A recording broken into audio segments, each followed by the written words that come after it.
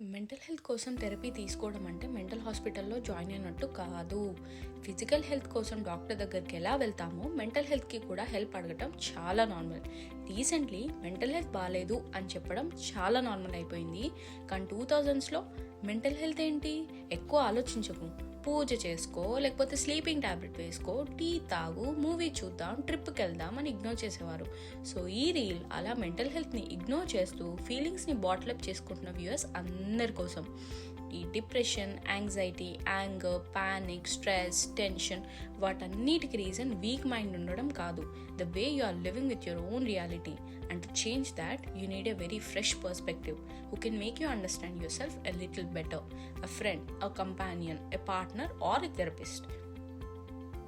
Week అవ్వడానికి కాదు, strong అవ్వడానికి మెంటల్ హెల్త్ కేర్ తీసుకుంటున్నాము అని అర్థమైన రోజు థెరపీకి వాల్యూ పెరుగుతుంది, అది మీకు కూడా అర్థమవుతుంది. మీరు సైలెన్స్లో బాధపడినంత మాత్రాన దాన్ని బ్రేవరీ అనుకోకండి, that is suffering. And hey, if no one ever gave you that safe space before, type it out, let it out, or share it at least with someone who might feel the same way but never says it out loud. So ఇది నా first step. ఇంకా ముందు ముందు మన ముచ్చట్లతో, మన mental మెస్తో, మన real ఫీలింగ్స్తో inch by inch, word by word we'll talk, we'll heal, we'll grow together. So stay here, stay kind and keep listening. ఇట్లు మీ అభి.